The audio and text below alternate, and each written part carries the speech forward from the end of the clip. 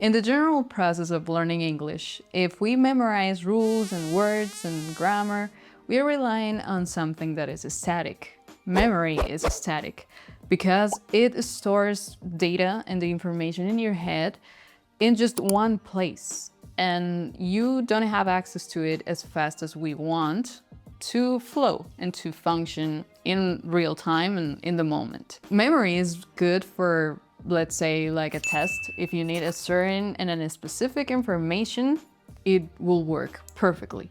Or maybe for a speech. If you need to give a speech, I would highly recommend you to memorize it if you need to, if you want to. But it won't work in a work environment, let's say, maybe in a job interview, in a conversation. Memory is not going to help you because you don't really have the time to search through that mental storage in your brain. You don't have the time to speak, so you need to flow. So what you need is to recall.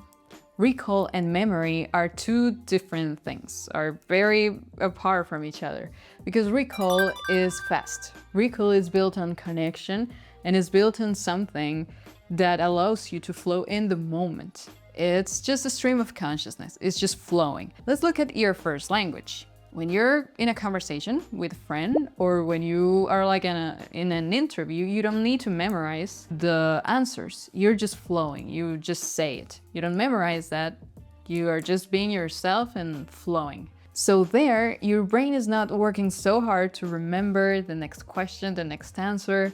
Your brain is using a system of associations, of patterns, and very important, a context, an emotional context.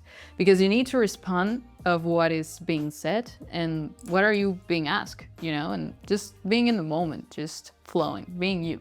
It's just something that is natural and it's there. You already did it in your first language and you have the recall there.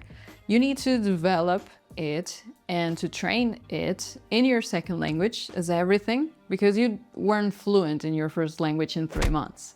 So it takes time, but you can do it. So you can be as fluent as you are in your first language with your second language, building that recall. So let's look at how we can build that recall to achieve fluency. Let's go with Sal. So what's the difference between memorizing and recall? Okay, so memorizing, as you know, we use the term differently, but memorizing is when you burn something into your memory so you can use it later. Let's say you were going to have a speech that you had to present. Well, you want to memorize that speech so you can, give that speech as flawlessly as you can, right? So when you memorize something, it's to be used later. Recall is something you do all the time, right? So in speech, we're using words all the time. We're recalling them in an instant. So we're not actually memorizing them, right? But when people say memorize, I think that's what they think. But it has a lot to do with the method. Okay, so the brain wants to, when it has a conversation, recall instantly, right? It's a stream of consciousness. So you have to be so familiar with words, so familiar with, how they're used, that it just comes out of your mouth. So what I'm doing now. This is not memorized, this is stream of consciousness explaining something. Memorization is just something else. So if you try to memorize vocabulary, it's going to be very hard to recall it. It's just stored in a different way, and it's not convenient for the brain. It's not what the brain likes. How do we know this? Well, there's a couple of ways to know this. When you watch children, they don't memorize anything. They just, practice and recall, sort of like how we have to learn as well. You can tell when people have memorized vocabulary because they speak slowly and it's very blocky and they're constructing and trying to remember the words. They're attached to other words, so they're translating, and it's very slow.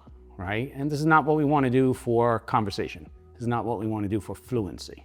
So there is a difference, and there's also a difference in how you absorb vocabulary. So it's safe to say that when we're acquiring a new language, memorizing isn't reliable in the whole process. Yeah, it's not efficient at all. I mean, there's a much more efficient way to do this.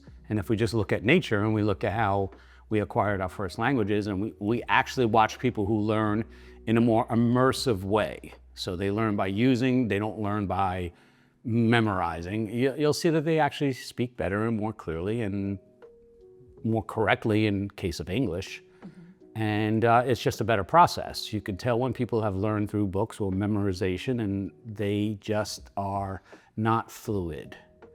And in itself, is that a problem? Well, if you want to integrate into society and use English every day and use it in a work environment, you're probably going to need to be fluent. You should want to be fluent. You should want to be more like a native. You can get by with memorization if you're not going to need to use the language in a fluid, immersive way. And how do I build recall? Right, so the brain is already wired to recall, right? So the brain is wired to acquire language. It's a survival mechanism. I think that's pretty much understood. So one of the first things that children do is acquire language and or start processing the language. It takes a little while to get to speaking, but they start to understand pretty quickly and communicating with their caretakers, usually their parents, right? So what do? Well, they hear things over and over and they start to understand, or the brain actually subconsciously already does this. The children don't try to do this. It attaches meanings or things to the sounds, right? To the words. So in English, baba is usually one of the first things kids learn. Bottle. They can't say bottle, but they want to say baba and they know they're going to get fed, right? And they hear this, want a baba, and they start to connect it over and over. That's the very most simple way to do it.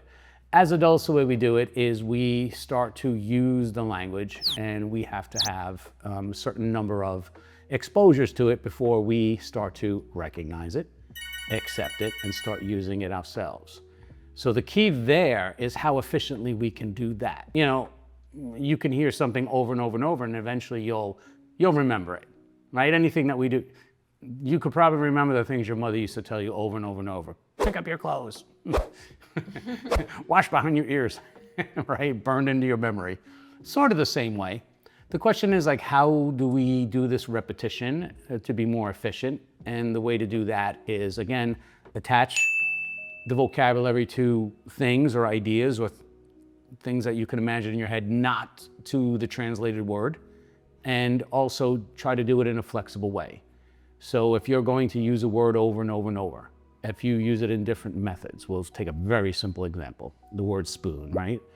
If you just go spoon, spoon, spoon, spoon, spoon, then you may remember after a while a spoon, but it's not efficient. But if you have to talk about the spoon constantly, where is the spoon? What is the spoon for? Can you pass me a spoon? How big is your spoon? You're using it in a flexible way, in a sense, you're gonna remember that word spoon, and it's already burned in your head what it is and what it's for, and there's a lot of connections in your head back to that vocabulary, and that's how you build it up.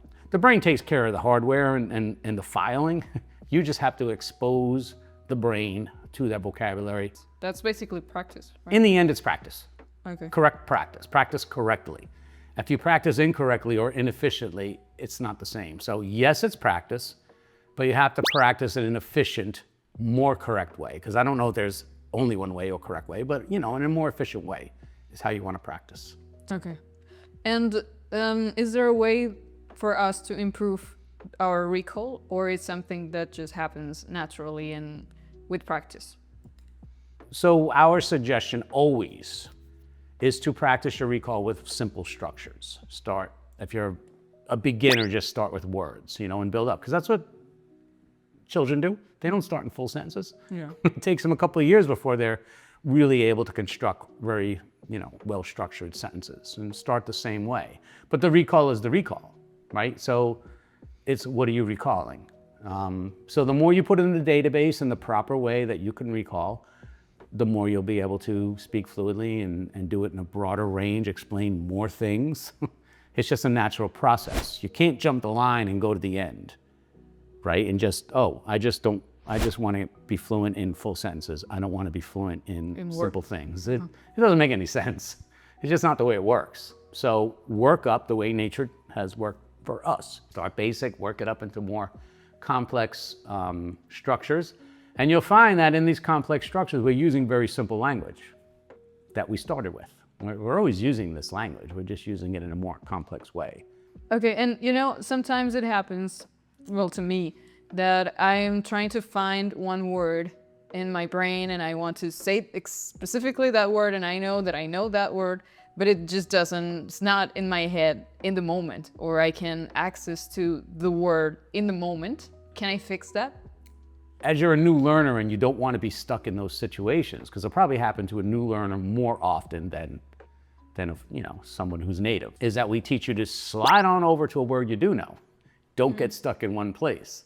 As soon as you realize, I don't remember that word, kick in plan B and use words you do know, or explain it in a different way, right? Or if that happens with verb tenses when you get more advanced, how do I use this verb? Don't use that verb tense. Slide on over to this one.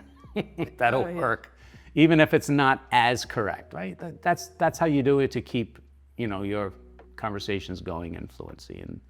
And there's really nothing wrong with that. It's a smart way to do it. It takes a little bit of practice, but that's what we suggest. But forgetting words, it happens to all of us. If it happens regularly, it's again, a matter of practice, right? If you're a baseball pitcher and you can't hit the strike zone, you're walking players, but you can throw the ball well, but you just don't have that accuracy, you practice. You come up with exercises to help develop that accuracy. It's the same in language. If you're having trouble with certain things, so foreign speakers especially are having problems with pronunciation because some things in English are just pronounced so differently. We don't do that at all in our native language, so I don't even know how to do that. An example for English speakers learning Spanish is the R's, right? They can't do that. But they can do it. You just have to practice it, right? It's just not natural. And if you never do it, it's okay. You just have some mispronunciations, right? So practice is the answer to everything, not stress and worry. If you tell yourself you can't do it, then you can't do it. You don't want to do that. You want to just say logically, hey, if I was born, if you're learning English and you feel there's things you can't say, just remind yourself, if you were born here, you could say it. Same mouth, same brain, same person. So it's a matter of practice. And again, efficient practice. In this case, it's typically practice, but it could be something else that you have to work on. But you can get there, there's no doubt.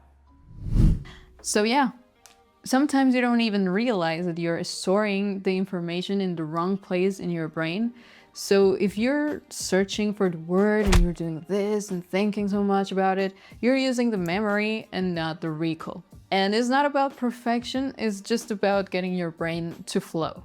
So the question for today is, have you ever felt choppy or slow in your English? I still feel it. Sometimes you can notice that I just don't find a word, or maybe I use a word that is not very correct. But I mean, it's part of getting fluent.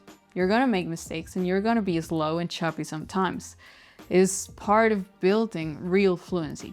And it takes time, because learning English and being fluent is not about taking a pill and now you're fluent in 2 months. That's not going to happen. Doesn't have to be a lot of time, but you need to invest time in this if you really want to get the result. In the next episode, we're going to talk about something that is very, very interesting to me, is the zone between boredom and confusion when it comes to your methods. Are you having fun learning English? And is this good? Do you need to have fun, or do you need to be bored? How do you need to be? So I'll see you in the next one. It's gonna be very interesting. And thank you for watching.